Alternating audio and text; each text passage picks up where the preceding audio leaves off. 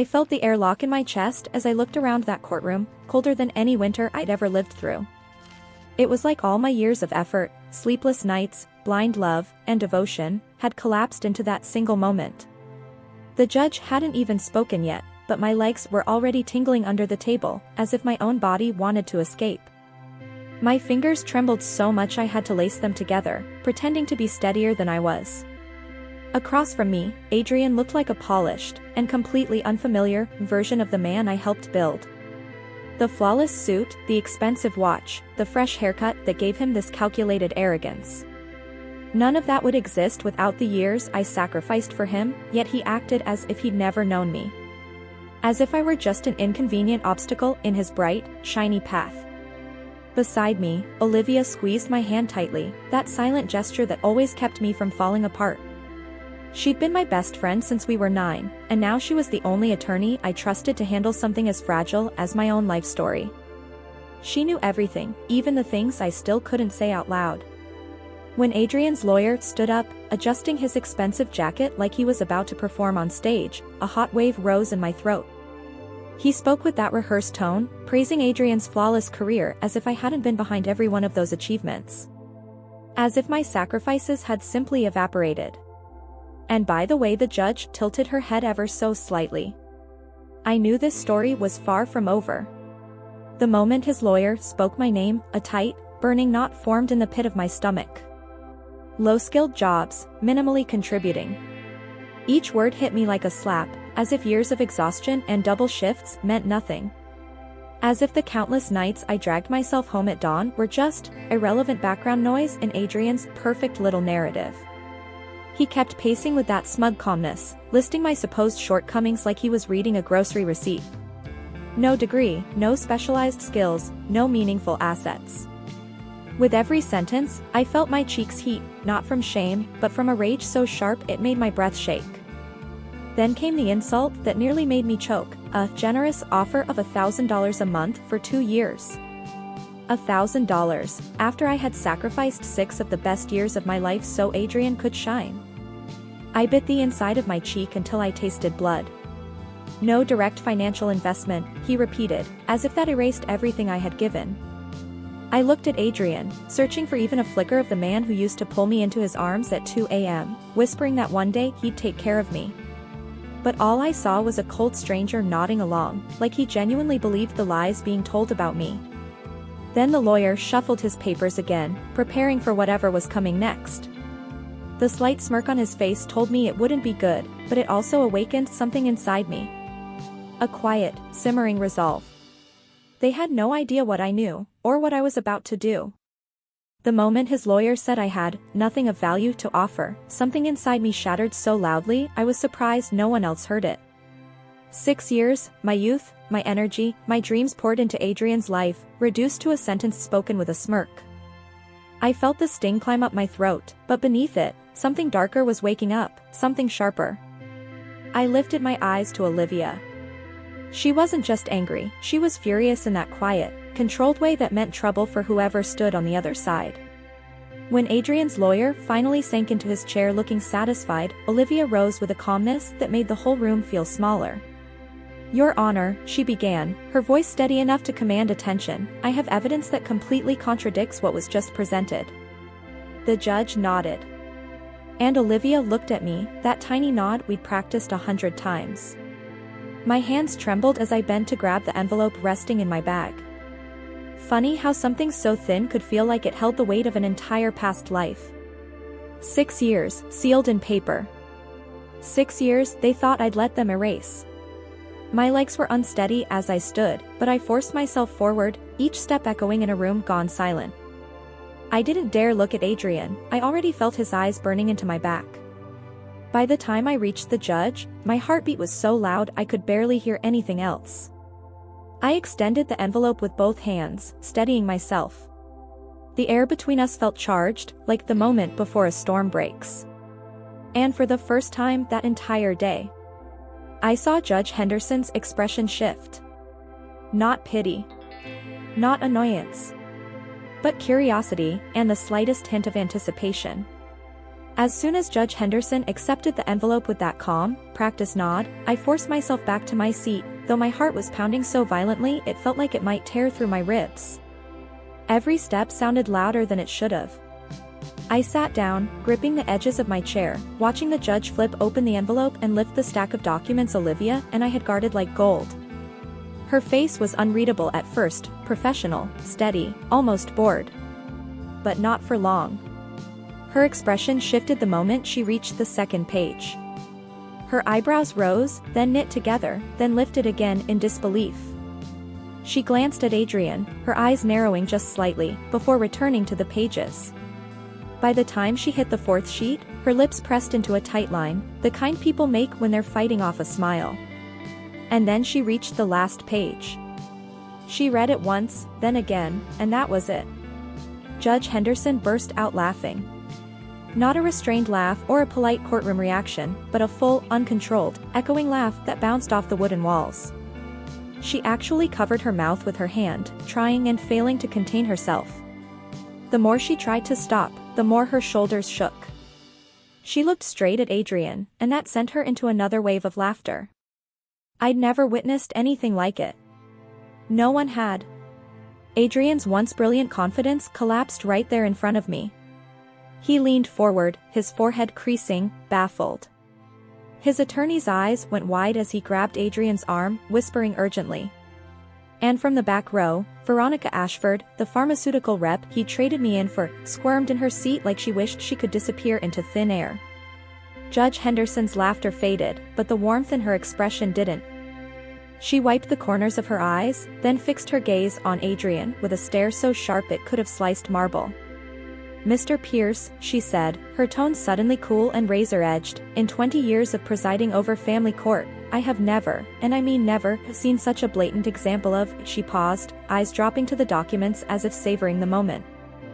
Then she lifted her gaze again, the corner of her mouth twitching. Well, we'll get into the details shortly. But I must say, your audacity is astonishing.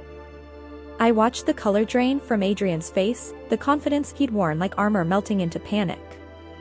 His lawyer leaned into him, whispering so aggressively it looked like he might bite through his own tongue. Adrian kept shaking his head, his eyes darting from the judge to Olivia to me. He had no idea what we had uncovered. Weeks of digging, sorting, organizing, every broken promise and every hidden truth laid out in perfect order. And seeing the fear in his eyes, for the first time in years, I felt a surge of power rush through me, warm and steady. Judge Henderson placed the papers neatly on the bench, folded her hands, and looked across the courtroom with the calm authority of someone about to detonate a truth bomb. I believe we need to revisit the facts of this marriage, she said. Mrs. Morrison, let's go back to the beginning.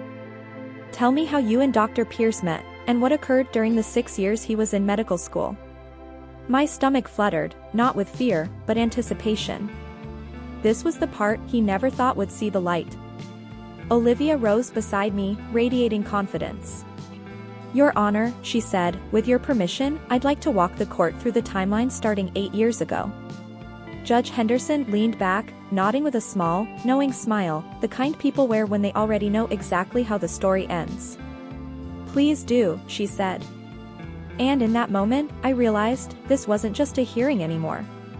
It was the unraveling of everything Adrian had tried to bury. I closed my eyes for a moment, letting the courtroom fade as Olivia's voice pulled us back in time, back to when Adrian and I were nothing but hope stitched together with cheap rent and secondhand furniture. 8 years ago, our entire world fit inside a cramped one-bedroom apartment where you could touch both hallway walls if you stretched your arms out. The paint peeled in corners, the heater rattled like it was dying, and every winter we slapped duct tape over the cracked bedroom window to keep out the cold. But it felt like home. It felt like ours. We were young, broke, and stupidly in love, and somehow, that used to be enough. Adrian was 22 then, bright-eyed and already dreaming in stethoscopes and lab coats. I was 20, still in my communications program, obsessed with my classes and convinced I could change the world. We'd gotten married at the courthouse, no flowers, no white dress, just Olivia and one of Adrian's cousins standing behind us, smiling like we were about to take on the universe. And in a way, we were. We had nothing, but we believed the future owed us something good. But love doesn't pay tuition. And medical school wasn't a dream, it was a monster eating through every dollar we didn't have. I still remember the night it hit us. We sat at our tiny kitchen table, bills scattered everywhere like fallen leaves. The air felt heavy, like even the walls knew what was coming. Adrian dragged his hands through his hair, the way he always did when life scared him, and whispered, "Emily, I don't know how we're going to do this." In that moment, everything inside me shifted. Because I knew what he was really asking. I knew what would have to be sacrificed. And even though the choice was mine, it never truly felt like I had one. The memory of that night still stings, even now. I remember staring at those numbers until they blurred, until the fear in Adrian's voice became louder than the ticking of the wall clock. Tuition due in 3 weeks. Rent looming over us. Groceries, electricity, gas, every basic necessity suddenly felt like a luxury we didn't deserve. His part-time library job barely covered textbooks. My shifts at the supermarket paid just enough to keep the lights on. We weren't living, we were treading water, and the tide was already pulling us under. When I whispered the idea of taking a year off school, Adrian lifted his head like he'd misheard me. His eyes were hollow, ringed with exhaustion, but there was something else too, guilt. "Just a year, maybe 2, I said, pretending I wasn't terrified of what that meant for me. "I can work full-time. Maybe pick up extra shifts." He tried to shut it down, saying he couldn't let me do that. But deep down we both knew the truth, he didn't have to ask. I was already choosing. I reached across that chipped table and held his hand, the same hand I'd held when we promised each other forever. "Adrian, being a doctor is your dream. You've carried it since you were 8. My degree? I can go back anytime. But you, if you step out of medical school now, you might never return." Saying it out loud felt like slicing off a piece of myself, quietly, carefully, so he wouldn't notice the bleeding. We talked until sunrise. He kept saying it wasn't fair. I kept saying it didn't matter. But fairness doesn't keep the roof over your head. Fairness doesn't pay tuition. And the following week, I walked into the registrar's office and withdrew from college. A week later, I was clocking in full-time at Savamart and picking up weekend shifts at Mel's Diner, trading my dreams for his future with a smile I forced myself to believe in. Those first months felt almost manageable, in a cruel sort of way. My body ached constantly, but I was young, stubborn, and driven by love. Adrian came home from classes, and despite my exhaustion, he'd kneel beside me, rubbing my sore feet and whispering that I was incredible. He cooked on weekends, folded laundry, kissed me with a tenderness that made me believe every sacrifice was worth it. "Just a few more years," he'd murmur. "Then I'll take care of you. Everything, Grace. I promise." And I believed him, I gave him that gift without question. But medical school wasn't 2 years. It wasn't a neat, predictable timeline. By his second year, my 2 jobs weren't even close to enough. Textbooks cost hundreds. Then came the laptop powerful enough for medical imaging, clinical rotation clothes, specialized tools, each expense a reminder of what I had willingly signed up for. I picked up a 3rd job, cleaning offices late into the night, 4 nights a week, from 8 until midnight. My schedule became relentless. Days blurred together in a haze of exhaustion. I woke at 5, dragged myself to the cashier counter from 7 to 2, came home for a brief nap, and then cleaned offices until 8. 3 nights a week, I went straight from scrubbing floors to waitressing at the diner until 2 in the morning. Sleep was a scarce commodity, 3 hours here, 2 there, just enough to keep moving but not enough to feel alive. My body began to betray me. My hands were rough, calloused, chapped from chemicals and carrying heavy trays. Weight fell away because I barely had the energy to eat. My reflection in the mirror became a stranger's, a pale, hollow-eyed version of myself. Yet every time Adrian thanked me, kissed me, or smiled that gentle, hopeful smile, I kept going. I told myself it was temporary. I told myself it was love. But love doesn't hurt this much. I was surviving on whatever I could grab in a rush, crackers, cheap ramen, sometimes nothing but coffee. The dark circles under my eyes were no longer temporary, they became part of my face. My college friends stopped calling. I didn't have the time, and honestly, I didn't have the energy. Meanwhile, Adrian thrived. Top of his class, glowing evaluations in his clinical rotations, glowing letters of recommendation, he was everything I had hoped he'd be. And I thought he still loved me. He said thank you when I handed him money for his textbooks. He held me at night, soft and warm, when we finally collapsed into bed. But by his third year, the first cracks started to appear. Adrian got accepted into a prestigious residency program, a world full of wealthy classmates and families who could pay for everything without thinking twice. Their partners wore designer clothes, had manicured nails, glossy hair, and talked casually about gallery openings and wine tastings. One night, Adrian came home from a study group, and for the first time in weeks, I felt him actually look at me. My Savamart uniform, my hair tied back in a messy ponytail, cereal in a bowl for dinner, I was the image of exhaustion incarnate. "Grace," he said slowly, hesitating. "Why don't you ever dress up anymore?" I blinked, confused, my chest tightening. "I just got off an 8-hour shift. I have to be at the office building in an hour to clean." He paused, his eyes on mine, and said softly, "I know, but don't you want to look nice sometimes? For yourself?" The words were innocent on the surface, but inside me, something cold and sharp settled in my stomach. It was the first time I realized that love alone wouldn't protect me from being invisible in the world he was now part of. "Adrian, I barely have time to sleep. When am I supposed to dress up? To scrub toilets?" I remember saying it quietly, my voice trembling more from frustration than exhaustion. He didn't respond, not that night. But the words hung in the air like a warning I couldn't ignore. That was the moment I started noticing the tiny cracks, the way he'd glance away when I tried to kiss him goodbye in the morning, as if my Savamart vest embarrassed him. The way he stopped inviting me to his events, pretending I didn't belong in the world he was slowly joining without me. By his 4th year, the comments grew sharper, sharper than I could easily swallow. He didn't even realize it most of the time. "Jeremy's girlfriend just launched her own consulting firm. She's really impressive," he'd say casually. Or, "Did you see what Dr. Sanders' wife wore at the graduation preview? That kind of elegance really stands out." Each word was a knife disguised as casual conversation. I tried. I really tried. I bought cheap drugstore makeup and stayed up until 3 in the morning watching tutorials, trying to learn how to look graceful, how to appear like I belonged in his new world. I saved for months just to buy one decent dress, one that wouldn't make me feel invisible. I borrowed books from the library about current events so I could hold intelligent conversations when he reluctantly allowed me into his functions. But no matter what I did, I was still working 3 jobs. I was still exhausted.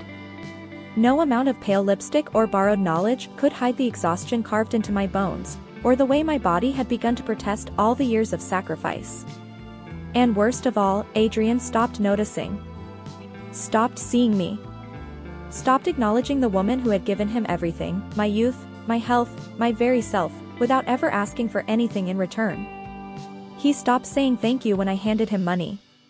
He stopped helping around the apartment. "My studies are too important," he said. He started sleeping in the spare room because my 5 a.m. alarm for work disturbed him. The man who used to kneel at my feet and massage the aches away now barely glanced in my direction. Adrian's graduation day arrived on a bright Saturday in May. I sat in the crowded auditorium, surrounded by families and friends, watching as medical students filed across the stage in their caps and gowns.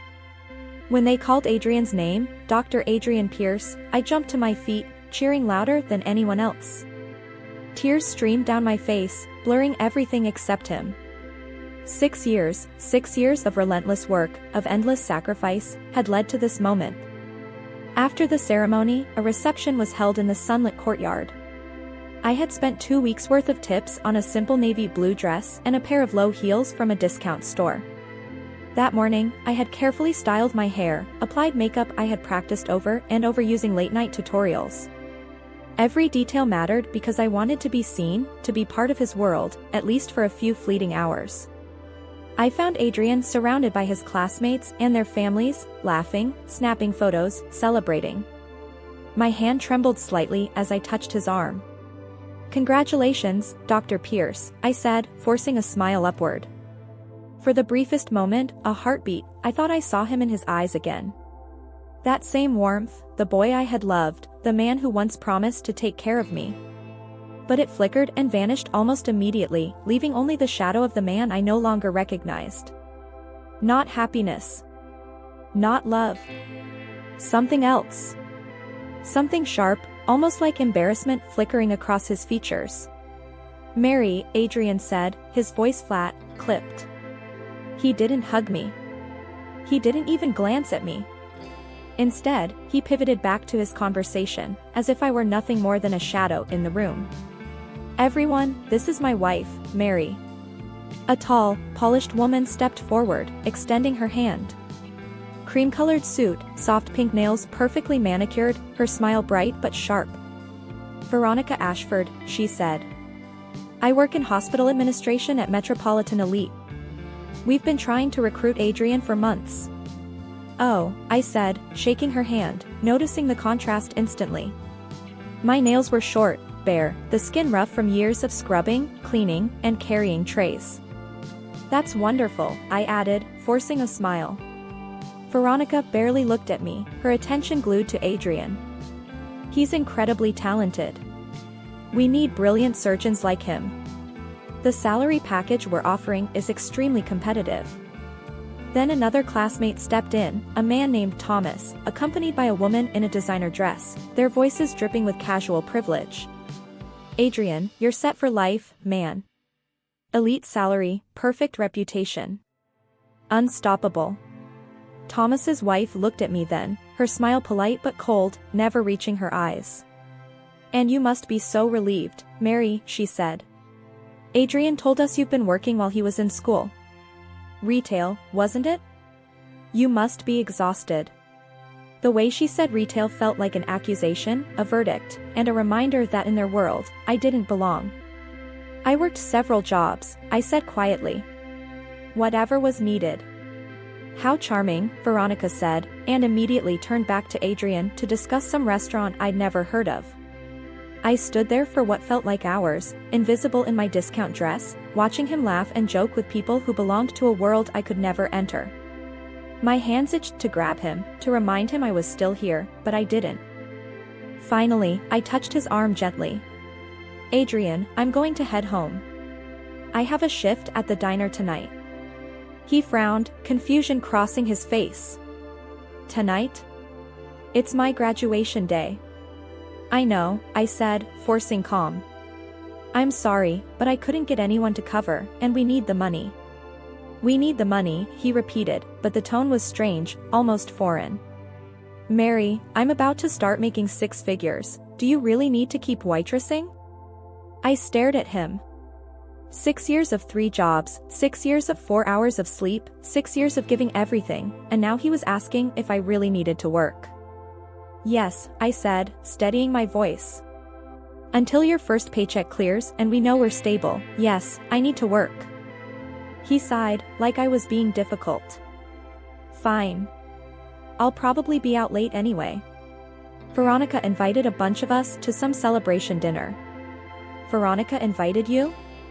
I asked, disbelief in my tone. "Us? A group of us? Networking. Mary. It's important for my career." I went home alone, slipping into my diner uniform like armor. That night, I served coffee and burgers to people who barely tipped, my mind a storm of anger and sorrow. Meanwhile, Adrian sat somewhere in an expensive restaurant with Veronica Ashford, talking about things I couldn't begin to understand, living in a world I had built for him but would never belong to myself. 3 weeks later, Adrian got the job at Metropolitan Elite Hospital. His starting salary was $200,000 a year. When he told me, tears streamed down my face, a relief, exhaustion, and a tiny flicker of hope all tangled together. Maybe now I could quit 1 job, maybe even 2. Maybe I could finally go back to school and finish my degree. But Adrian had other plans. One evening, he came home carrying glossy brochures for luxury apartments, sliding them across our scratch kitchen table. "We need to move," he said, spreading them out. "This place isn't appropriate for someone in my position. My colleagues all live in the River District. That's where we should be." I picked up the brochures and nearly dropped them. The cheapest apartment had rent at $4,000 a month, more than I earned in 3 months across all my jobs combined. "Adrian, that's so expensive. Maybe we could find something nice but more affordable. Then I could quit working and go back to school," I said cautiously, my voice wavering. He looked at me as if I'd suggested something absurd. "Mary, image matters in my field. Where we live, what we drive, how we present ourselves, it all matters. Besides, it's good for you to keep working. Independence is important." Independence. That's what he called it, as if spending my life exhausted and invisible was some kind of virtue. Not long after, we moved into the River District. Adrian bought a BMW, expensive suits, and joined a gym that cost more than my monthly rent at the diner. He got haircuts at salons that charged more than I made in a week. And I kept working, keeping the lights on, the groceries stocked, my body fraying while he stepped confidently into a life I had built for him. And I kept working my 2 jobs. I had quit the cleaning job, at least, but still paid my share of our life while watching Adrian transform into someone I barely recognized. The comments started coming constantly, like tiny daggers aimed straight at my heart. "Mary, why don't you do something with your hair? Mary, that shirt is really worn out. Mary, maybe you should read the news, you never know what's happening in the world. Mary, I can't take you to the hospital fundraiser. You wouldn't fit in." Every word cut deeper than the last. I was the same woman who had worked herself to the bone for him. The same woman who had given up her education, her youth, her dreams. And yet, now, I wasn't enough. I was too simple, too plain, too unsophisticated for the life he was building, the world he had decided I didn't belong in. And Veronica's name was everywhere. Veronica organized the charity auction. Clears throat, Veronica said the funniest thing at lunch. Veronica summers in the Hamptons. Veronica understands the professional world. I tried once, just once, to speak up. "Adrian, you talk about Veronica a lot." His face darkened instantly.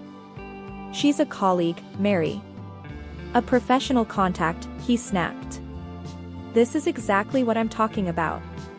You're insecure and paranoid. You don't understand how the professional world works. This is why I can't bring you to events. You're too small-minded." Small-minded. After everything I had sacrificed, after 6 years of my life poured into supporting him, I was small-minded for noticing the way he obsessed over another woman. Our 8th wedding anniversary fell on a Tuesday in October. I had been planning for weeks, saving every spare dollar from my tips. I wanted one perfect evening, one night to remember who we used to be before medical school, luxury apartments, and Veronica Ashford. I left my cashier shift early, losing half a day's pay so I could prepare. I bought ingredients for Adrian's favorite meal, chicken parmesan, the same dish I used to make in our tiny apartment when we were happy. I found candles at the dollar store and carefully set them on our dining table. I wore the navy dress from his graduation, the nicest thing I owned, and spent over an hour on my hair and makeup, wanting everything to be just right. The table looked beautiful, simple, but beautiful. I had even bought a small chocolate cake from the bakery, his favorite. I kept checking my phone. Adrian's shift at the hospital ended at 6 o'clock. 6:30, 7 o'clock, 7:30. At 8 o'clock, I finally texted, "Are you coming home soon?" I kept the food covered with foil, the candles flickering softly, holding on to hope. At 9:45, the apartment door opened. Adrian walked in, but he wasn't wearing his scrubs or his white coat. He was in one of his expensive suits, and he smelled of cologne, and something else. Something that made my stomach twist instantly, a scent that didn't belong to our home, to our life, to the woman I had been for him. Perfume that wasn't mine. "Hey," he said, barely glancing at me as he walked past the dining table toward the bedroom. Adrian, I said softly. I made dinner. It's our anniversary. He stopped and turned, like he had genuinely forgotten I existed. His eyes moved over the table, the candles burned halfway down, the covered dishes, the small cake with happy anniversary written in blue icing. Mary, I told you I was stuck at the hospital. You're wearing a suit, I replied quietly. Not scrubs. His jaw tightened. I had to change for a meeting afterward. A professional obligation. On our anniversary? You couldn't tell them you had plans? Some things are more important than dinner, Mary. More important than our anniversary?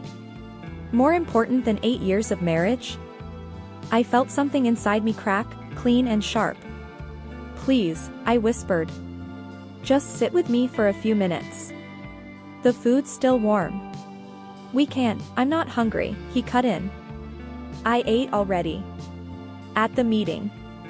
He walked into the bedroom. I stood there in my dollar store candles, my navy dress, the table I had prepared with so much hope. The flames flickered. The food cooled. My eyes burned with tears I refused to let fall. I followed him into the bedroom. He was changing into casual clothes, his back to me. Adrian, we need to talk. Not now, Mary. I'm exhausted. We never talk anymore. You're always at the hospital or out with colleagues. Or what? He spun around, voice sharp. Say it. You think I'm doing something wrong? I think you're forgetting about us, I said, my voice shaking. About our marriage. About everything we've been through together. He laughed, but it wasn't a kind sound. Everything we've been through, Mary? I'm the one who went through medical school. I'm the one who studied for years, worked 16-hour shifts, actually building a career. What have you done? You punched a clock. You served coffee. That's not sacrifice.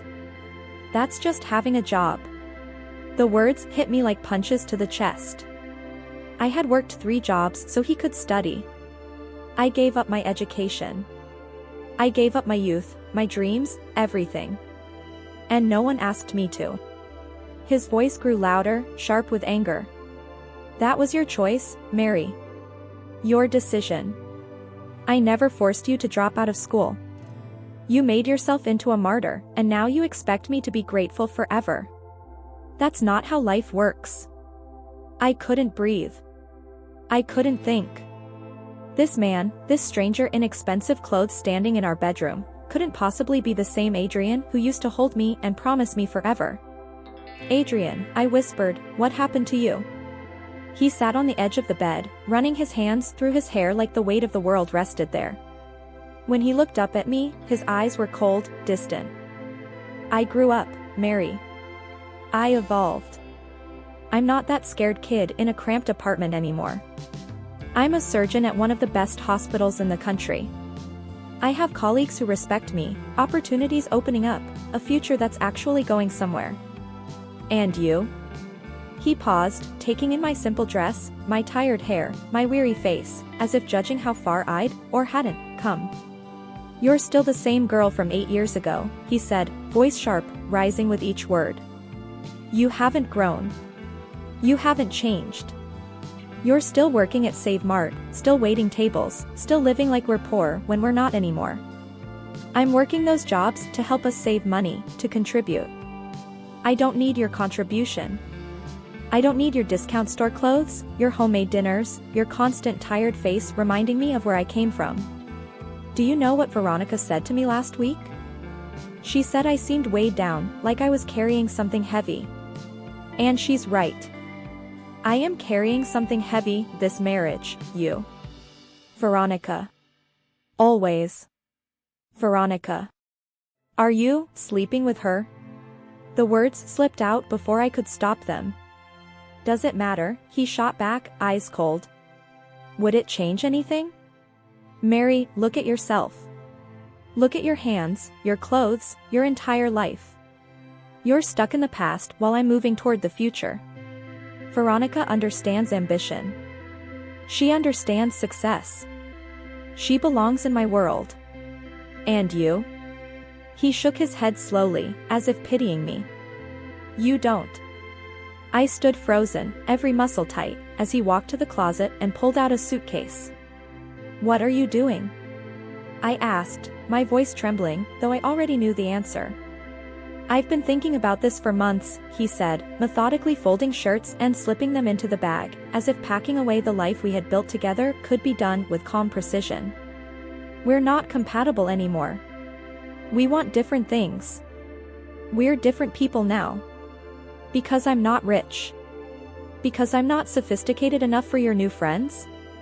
I asked, my voice barely above a whisper. He stopped packing and looked at me directly, eyes cold. Because your simplicity disgusts me, Mary. The way you think, the way you dress, the way you live, it's all so small, so limited, beneath what I deserve now. You're not worthy of the life I've built. Not worthy. After 6 years of sacrifice, after giving up everything, after loving him with every piece of my heart, I wasn't worthy. I want a divorce, he said, zipping up his suitcase. My lawyer will contact you with the details. You can stay here for another month while you figure out where to go. After that, I'm selling the place. He walked toward the door, then paused. For what it's worth, Mary, I did appreciate what you did back then. But that was a long time ago, and gratitude doesn't build a future.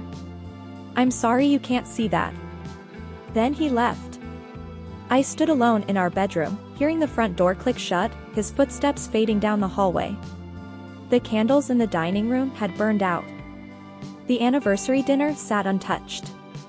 8 years of my life had just walked out the door, taking my heart with it. The days after Adrian left blurred together like watercolors in the rain. I went to work, came home, stared at the walls. I didn't cry at first. I think I was too shocked, too empty. It felt like someone had reached inside my chest and scooped out everything that made me human, leaving behind a hollow shell that only knew how to scan groceries and pour coffee. Adrian's lawyer sent the papers 2 weeks later. I sat on the couch, our couch, the one I'd helped pay for, and read through the terms.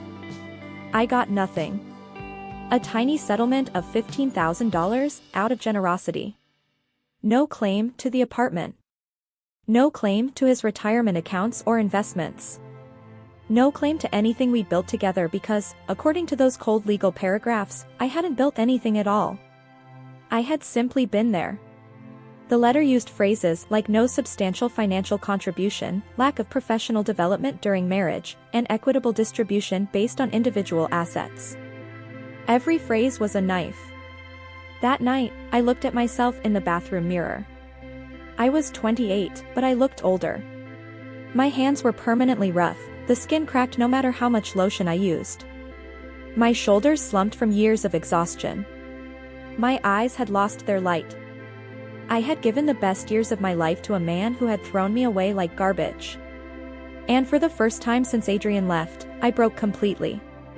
I slid down to the bathroom floor and sobbed, deep, ugly, painful sobs that came from somewhere dark inside me. I cried for the girl who believed in love. I cried for the sacrifices that meant nothing. I cried for 6 years of my life I would never get back. That's where Olivia found me, 3 hours later. She'd used her emergency key after I didn't answer a single call. She took one look at me collapsed on the bathroom floor and immediately sat down beside me, pulling me into her arms. He's destroying you, she said quietly. We can't let him win. Mary, there's nothing to win, I whispered. No degree, no career, no savings. He's right. I have nothing. Olivia pulled back and gripped my shoulders firmly, forcing me to meet her gaze.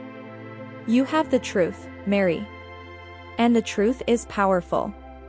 Over the next 3 weeks, Olivia worked like she was possessed. She became my lawyer officially, taking my case without charging me a single penny. You'll pay me back someday when you're back on your feet, she said. Right now, we have work to do. She requested every bank record I had from the past 8 years. Every statement, every deposit, every withdrawal. She tracked down our apartment lease agreements, all 5 of them, each signed solely by me because Adrian's credit had been ruined by student loans. She dug through boxes of receipts I'd kept. Textbooks, medical equipment, supplies, everything purchased by me. Then she uncovered something I had almost forgotten. "Mary," Olivia said one evening, sitting across from me at the kitchen table with her laptop open, "do you remember Adrian's 3rd year of medical school, when his tuition was due and his student loan didn't come through in time?" I nodded slowly, my throat tight. That had been a terrible month. Adrian was panicking, on the verge of losing his spot in the program. "You took out a personal loan," Olivia said. $45,000. All in your name, Mary. And you gave it all to Adrian for tuition and expenses. Do you still have the paperwork? My heart pounded. I think so, in the storage closet, maybe. We tore through boxes until we found it. A personal loan agreement from First National Bank, in my name only. Beneath it, another document, a promissory note Adrian had signed, acknowledging the loan and promising to repay me once he finished his residency and secured a job. Olivia held up the paper, her eyes gleaming. "He forgot about this, didn't he?" she asked. "I think so," I whispered. "That was 4 years ago. Once he got his hospital job, he never mentioned it again. He forgot. But legally, this document is gold," Olivia said, her voice firm. "Mary, this proves direct financial investment in his education. This changes everything." Over the next week, Olivia built our case like she was constructing a fortress, piece by piece, the loan documents, my bank statements proving I covered 100% of our living expenses for 6 years while Adrian contributed nothing, testimony from old landlords and neighbors who remembered me working constantly, and text messages from years ago where Adrian thanked me for my sacrifices and promised he'd make it right. Then Olivia subpoenaed Adrian's financial records, and what we found made my stomach turn. 3 months before Adrian asked for a divorce, he transferred $75,000 to Veronica Ashford's business account. The memo line read, "Investment in Ash Pharmaceuticals startup." He used marital money, Olivia explained. "Money earned during your marriage to invest in his girlfriend's company. That's not just infidelity, Mary," she added, her voice low but firm. "That's financial betrayal. Misuse of marital assets. The judge is going to care about this, a lot." The night before the hearing, I couldn't sleep. Olivia had laid out the strategy. We weren't just defending against Adrian's divorce terms, we were going on offense. We were going to show Judge Henderson exactly who had built Dr. Adrian Pierce's success. "What if it doesn't work?" I whispered. "What if the judge thinks I'm just bitter?" Olivia smiled, confident. "Trust me, Mary. When judges see evidence this clear, they react. And Judge Henderson? She's famous for not tolerating people who forget where they came from." The morning of the hearing, I put on the same navy dress I'd worn to Adrian's graduation. Not because it was nice, because I wanted to remind him. I wanted him to see the woman he'd once found disgusting, the woman he'd called unworthy, standing up for herself. Olivia handed me the manila envelope in the courthouse hallway. Inside was everything, the loan documents, the promissory note, the bank statements, the evidence of his transfer to Veronica, witness statements, everything. "When the moment is right," Olivia said, "you give this to Judge Henderson, Mary. Keep your head up. You've already won, even if you don't know it yet." We walked into the courtroom together, and I sat at the table with my hands folded, trying to steady my breathing. Adrian sat across from me, exuding confidence, untouchable in his expensive suit. His lawyer droned on about my low-skilled jobs, my minimal contribution, and how Adrian deserved to keep everything he'd earned. And then Olivia nodded at me. I stood, my legs trembling, and walked to Judge Henderson's bench. I handed her the envelope that would change everything. My hands shook, but I didn't falter. I walked back to my seat and waited. I watched Judge Henderson's face as she read, saw her eyebrows lift, her lips pressed together, the subtle shift in her expression when she realized exactly what Adrian had done. And then she laughed. It was the most beautiful sound I'd ever heard, real, genuine, echoing through the silent courtroom. Time seemed to stop. Adrian's confident expression crumbled.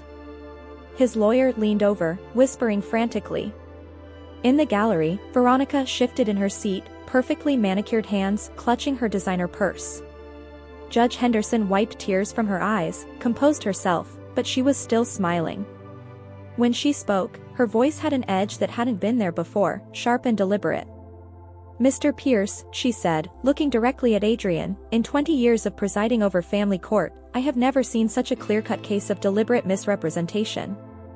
Your lawyer stood in my courtroom and claimed your wife made no direct financial investment in your education. Would you like to explain this? She held up the promissory note, the document Adrian had signed 4 years ago, promising to repay the $45,000 I had loaned him. Adrian's face went pale. That was years ago. A personal matter between my wife and me. A personal matter, he stammered. Judge Henderson raised her eyebrows. This is a legally binding promissory note, Mr. Pierce. Your wife took out a loan in her name, risking her credit and her financial future to pay for your medical school tuition. You signed a document acknowledging this debt and promising repayment. That is not personal. That is financial fact.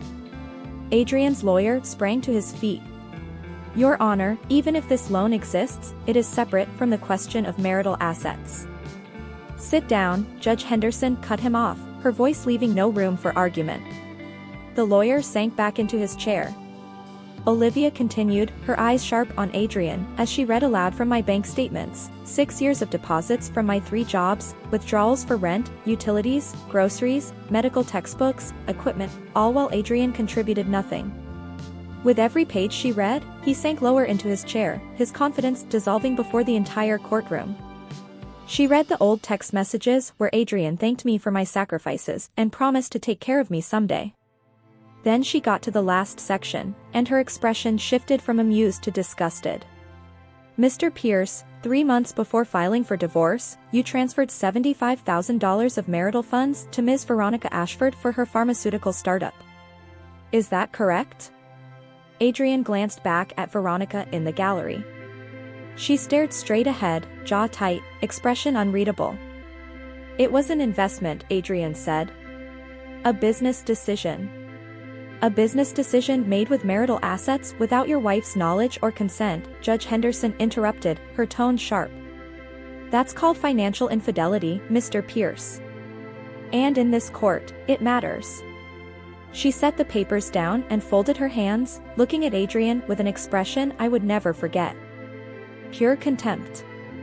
Let me make sure I understand the situation, she continued slowly, deliberately. Your wife dropped out of college to support you. She worked 3 jobs simultaneously for 6 years, paying 100% of your living expenses. She took out a personal loan of $45,000 to cover your tuition when your student loans fell short. She sacrificed her education, her health, her youth, everything, so you could become a doctor. And when you finally succeeded, when you finally had money, status, and a future, you decided she wasn't worthy of you anymore. You called her simple. You called her disgusting. You gave $75,000 of her money to another woman. And now you stand in my courtroom asking me to give your wife almost nothing. She paused, letting the silence hang heavy over the room. Mr. Pierce, your arrogance is breathtaking. Adrian opened his mouth to respond, but Judge Henderson held up her hand. Here is my ruling. First, you will repay the $45,000 loan plus 6 years of compound interest, totaling $63,000. Second, Mrs. Morrison is entitled to 50% of all marital assets acquired during the marriage, including half the value of your home, half your retirement accounts, and half your investments. Third, because Mrs. Morrison sacrificed her education and earning potential to support your career, she is awarded compensatory spousal support of $4,000 monthly for 6 years, the equivalent of what she could have earned with the college degree she gave up for you. Fourth, the $75,000 you transferred to Ms. Ashford must be returned to the marital estate and divided equally. She looked at Adrian one final time. By my calculation, your wife walks away with approximately $450,000 plus ongoing support. You, Mr. Pierce, walk away with a lesson I hope you remember. Success built on someone else's sacrifice isn't yours alone. You owe her everything, and you gave her nothing. This court is correcting that. Adrian exploded out of his chair. This is insane. She was just a cashier. She didn't pass the exams. She didn't do the surgeries. She didn't. She made it possible. Judge Henderson slammed her gavel so hard I felt the vibration through the table. Every hour she worked, every dollar she earned, every dream she gave up, that's what built your career. The fact that you can't see that proves exactly why she's better off without you. We're adjourned. The courtroom erupted. Adrian's lawyer was talking rapidly, but Adrian wasn't listening. He was staring at me with something I'd never seen in his eyes before, fear. The fear of a man who just lost control of everything. I stood on shaking legs as Olivia hugged me tight. You did it, she whispered. You did it, Mary. Outside the courtroom, I heard raised voices. Adrian and Veronica were arguing on the courthouse steps.